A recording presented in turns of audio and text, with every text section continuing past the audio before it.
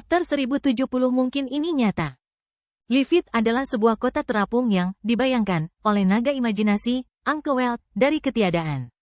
Terlepas dari apapun, itu adalah sebuah keajaiban ilahi. Kota ini bahkan lebih megah daripada istana raja raksasa, lebih kasar dan unik. Setiap tiang batu hampir setinggi 100 meter, seperti tahta bagi naga untuk beristirahat.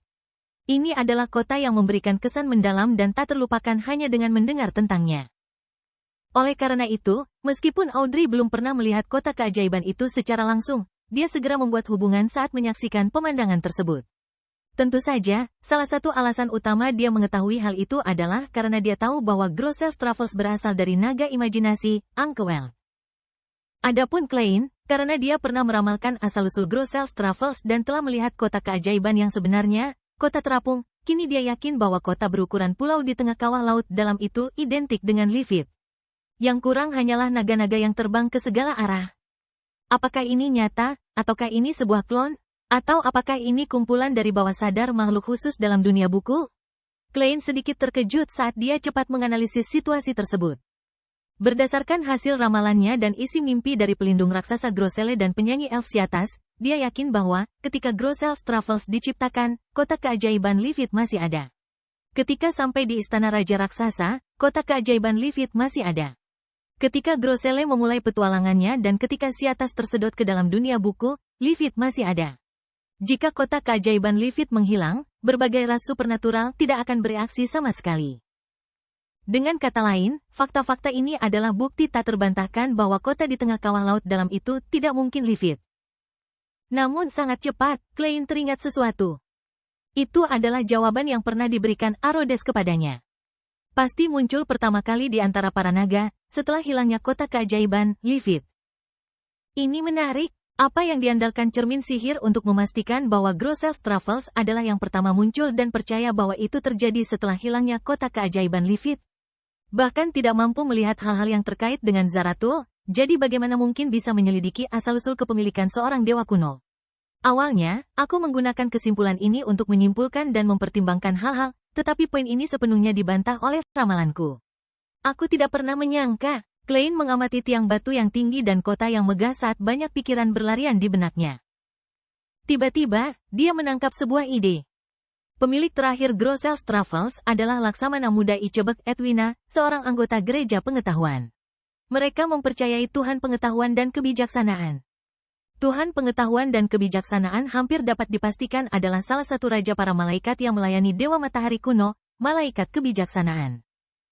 Dan dari sejarah gereja dan sejarah epoch ketiga, wajar untuk mencurigai bahwa malaikat kebijaksanaan kemungkinan besar adalah naga kebijaksanaan, Hera Bergen. Ini adalah dewa bawahan naga imajinasi Ankh-Welt, seorang anggota tingkat tinggi dari para naga. Munculnya Grosses Travels setelah hilangnya kota keajaiban adalah berkat Tuhan pengetahuan dan kebijaksanaan yang menyebarkannya melalui metode tertentu yang telah meyakinkan cermin sihir. Jika dia benar-benar adalah naga kebijaksanaan, itu berarti dia terlibat langsung, dan tingkatnya sudah sangat tinggi saat itu. Pemahamannya tentang hal ini pasti lebih unggul daripada Grosselle dan si atas. Tapi bagaimana aku menjelaskan pemandangan yang aku ramalkan di atas kabut abu-abu? Hanya mengingatnya sekarang membuat kepalaku sakit. Apa yang aku lihat pasti adalah dewa kuno, naga imajinasi, dirinya sendiri.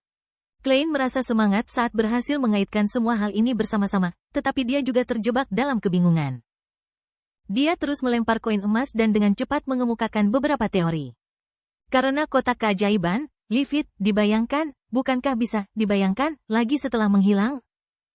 Lifit yang asli dimasukkan ke dalam buku oleh Raja Naga Ankh-Welt.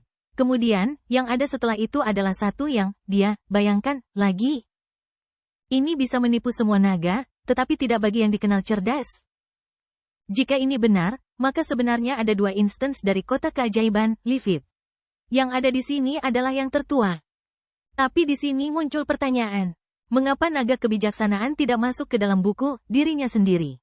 Bahkan jika dia bukan seorang pengamat, dengan gelar dia yang maha mengetahui dan maha kuasa, dia seharusnya memiliki cukup kekuatan untuk melakukan eksplorasi yang lebih mendalam. Dia sebenarnya sudah ada di sini sejak lama, tetapi tidak memberitahu makhluk hidup di dalam buku. Juga, karena alasan tertentu, dia meninggalkan kota keajaiban ini di sini. Saat pikiran-pikiran mengalir dalam benak Klein, bintang Leonard, yang kedua tangannya berada di saku, melihatnya dan kemudian melihat Miss Justice, yang juga telah lama terdiam. Dia mengambil inisiatif untuk berbicara dan memecah keheningan. Kota ini megah dan megah. Jelas tidak milik manusia atau makhluk humanoid, tetapi tidak perlu menatapnya begitu lama. Kau bukan seorang arsitek setelah semua. Klein mengumpulkan pikirannya dan melirik Leonard. Ini mungkin saja adalah kota keajaiban naga imajinasi Ankhwelt, Lifith. Dalam arti tertentu, ini adalah kerajaan ilahi dari seorang dewa kuno. Tentu saja, jika memang ada Lifith yang lain, maka sifat kerajaan ilahi di sini tidak terlalu penting. Kerajaan ilahi, pupil Leonard melebar saat dia mengulangi kata kunci tersebut. Audrey kembali sadar dan berbisik, apakah ini benar-benar Lifith? Ini hanya mungkin. Klein sudah tenang dan menjawab singkat, ini tidak mengapung di udara seperti legenda, tetapi tenggelam di dasar laut dari bawah sadar kolektif, jadi sulit untuk menentukan apakah itu nyata atau tidak. Saat ini, Leonard akhirnya berhasil mengendalikan dirinya. Dia melihat kota megah di kawah laut dalam sekali lagi dan tersenyum sinis.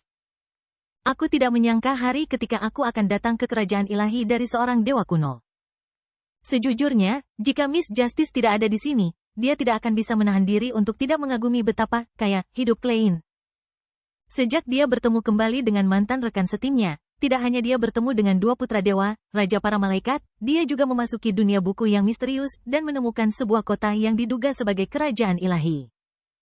Ini jauh lebih menarik daripada apa yang dia alami dalam setahun terakhir. Tingkat hal-hal semacam ini jauh lebih tinggi. Tentu saja, itu juga jauh lebih berbahaya.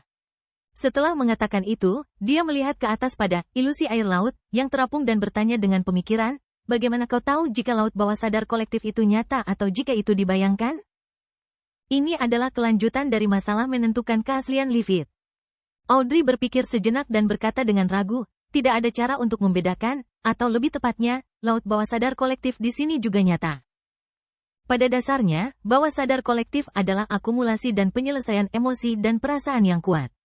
Meskipun orang-orang di dunia ini mungkin imajiner, pengalaman, perasaan, kebahagiaan, kemarahan, kesedihan, rasa sakit, dan kebahagiaan mereka, semuanya benar-benar terjadi sebelumnya. Saat dia berbicara, Audrey terdiam saat dia samar-samar menyadari sesuatu, tetapi tidak dapat mengucapkannya. Pada saat ini, Klein tiba-tiba berkata, objek yang dia bisa bayangkan akan muncul. Kerajaan yang dia impikan pasti akan turun ke dunia fisik. Saat suaranya bergema, Klein menyimpan koin emas di tangannya dan melompat ke dalam kawah laut dalam, jubah hitamnya melambai sebagai akibatnya. Masa depan yang dia nyatakan pasti akan dilaksanakan, menjadi kenyataan. Saat sosoknya meluncur turun, kata-kata berikutnya keluar. Mata hijau Audrey awalnya terbelalak sebelum menyala. Kemudian, dia melompat menuju kota keajaiban.